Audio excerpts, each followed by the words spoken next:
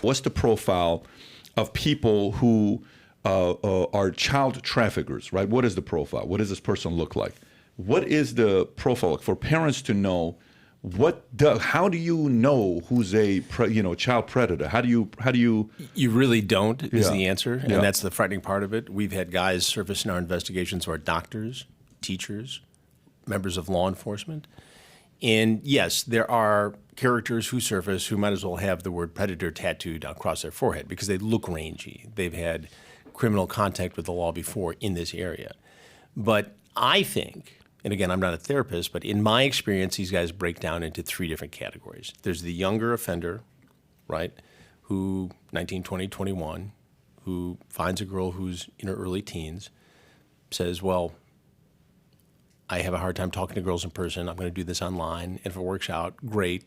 At some point, she'll be old enough and it won't be illegal. We've got the hardcore heavy hitter on the other side of the spectrum, the guy who would be the Little League coach, the bad Boy Scout leader, the guy hanging out at the food court at the mall. This guy is a stone cold pedophile predator. Can't fix him. And then you've got this group in the middle, white collar guys often who have real jobs and are real members of society and oftentimes have families.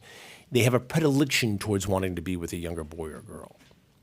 But they wouldn't act upon it without the internet, the addictive nature, the anonymity, and the 24/7 access. And at some point, they get involved in these conversations, and they cross this line between fantasy and reality, and they end up knocking on our door. We had a guy in our Connecticut investigation who was a real estate executive who I had met on the commuter train between Connecticut and New York. And here he is showing up for a 13-year-old boy in our investigation in Fairfield, Connecticut. Shocking. So you don't know what secrets somebody may hold, in your everyday moving around town in your casual acquaintances. It's a very interesting thing you just pulled up, Tyler. It says profile of a predator. Their aim is to gain your trust first before your child. Yeah. Think about that statement for a moment. Your child is not the initial target. You are. Why? Because you are the gateway to your child and your child's trust. If the adult gains your trust, he has become a trusted adult in your child's eyes. And this means your child will be much less likely to disclose abuse by that person, thinking that will be angry with them or will not believe that this trusted adult would do such a thing. The information in this section will be taken primarily from the book, The Socially Skilled Child Molesters, Differentiating what kills. How is it that so many child molesters get by with what they do for decades without being caught? First of all, please be aware that they do very often get by with what they do or doing because getting caught most likely. So interesting. Trusting the parent first? Well, that makes me think of Larry Nassar. Or like a doctor. The gymnast. Oh, yeah. Exactly. Oh, Michigan State. I mean, you must know that story very well. I do know it very well, and it's horrifying what he got away with and how he got away with it for so many years. And there was a doctor at Michigan who molested players. It is up to school administrators to monitor this. And in the Nassar case at Michigan State, there were warnings. And because people in the athletic department were more focused on football and basketball, they were not focused on this issue with the gymnasts. But, these brave women came forward, not pleasant, hurtful, and told their stories. And that's what it finally took for him to face justice. But what a horrible human being. Yeah. Had been warned. Oh, you could feel it, though, in the court. Oh, yeah. You could feel the darkness. You could feel the, just the way he would stand. And imagine how the parents feel. Yeah. Being sometimes on the other side of a screen. Didn't one of the parents jump out, or was that a different case where...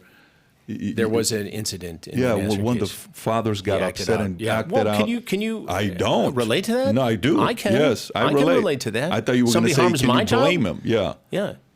There's other high-profile stories, like, obviously, what was the Joe Paterno, Jerry Sandusky. Yeah. Crazy situation.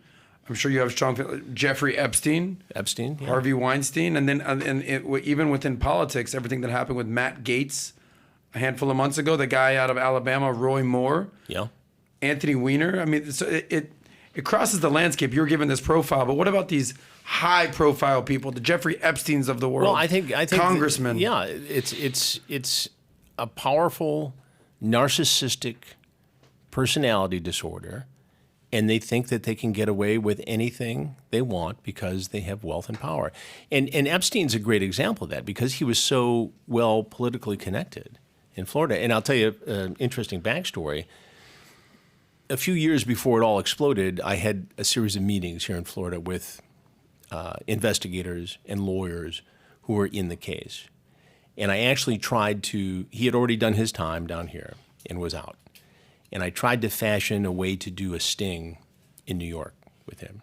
And the levels of security were such that it was virtually impossible. And at the time, victims were not speaking up about it. So honestly, I got busy with other stories.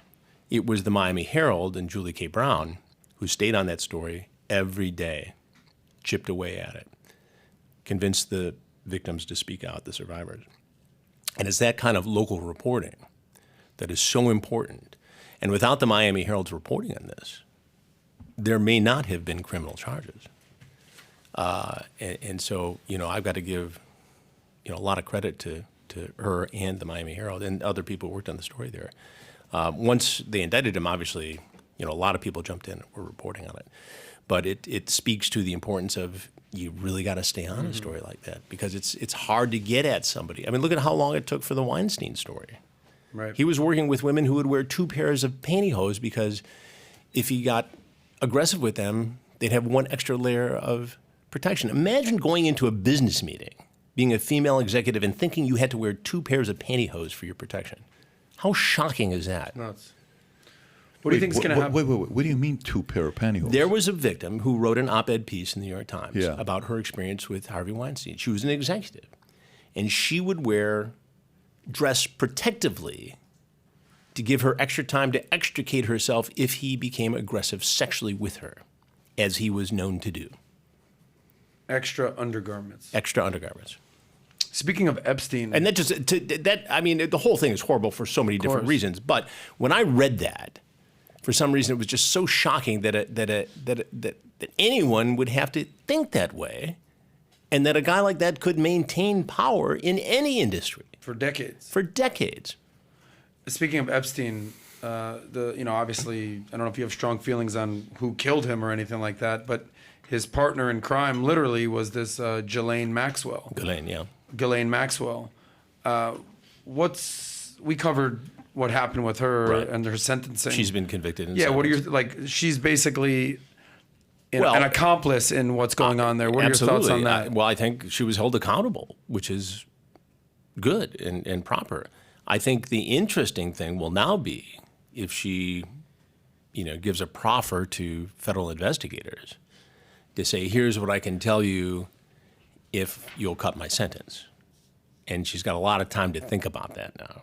And she's not the kind of person who's used to being in federal prison, although she deserves to be there. Federal prosecutors will have to make a decision. And What she'll could have she to make a possibly decision. do? Usually, like could in the give up- mafia, give you up- give up the big boss, but Yeah. the big boss is dead. The big boss is dead. But how many other people were enabling him? How many other people abused young women in this syndicate? And there are a lot of powerful, wealthy men, allegedly, who were in this circle. Did they actually act? Did they do something? I don't know. Didn't you go Didn't you go to the island? Didn't you go see his Palm Beach place? You were investigating a part of that, weren't you? A part of it. I didn't really go to the island. Okay. I mean, you went to Peter Nygard's place. Yeah, Peter Bahamas, Nygard, yeah. we were intimately involved in that Yes. investigation. So Peter Nygard is the fashion mogul, made jeans for any number of private label operations and for Dillard's. I mean, big business. And he was based in Canada, but also in New York, and he had a big compound in the Bahamas at Nygard. Very weird looking thing. Go to his Bahamas Oh, it's like Jurassic compound. Park. Jurassic Park. Just Google Peter Nygard Bahamas compound. Yeah, go to that. You'll click on images. You're not going to believe this guy's place. Holy shit. Yet that doesn't even do it justice. Like there's pyramids in there. There is structures in there. It looks just like Jurassic Park. Yeah, I mean, look at that. And what was going on here? It's like a playground for kids? What was he doing? Yeah, so he was, it turns out that Nygard has a history of sexual abuse and predatory behavior going back some 50 years involving thousands of victims, not just models who wanted What does to he work look for like? him. Yeah, he prides himself into looking like a lion. He's a 78-year-old guy, 79 now, and he's got this long hair. And he used to have these pamper parties, and he'd invite these women there. But he would also sexually assault young women in the Bahamas who would be lured to his compound. They would be drugged, violently sexually assaulted, and many of them were never taken seriously. We got involved in this a couple of years ago and did a documentary that's now out on Discovery Plus called Unseemly, the Peter Nygard investigation.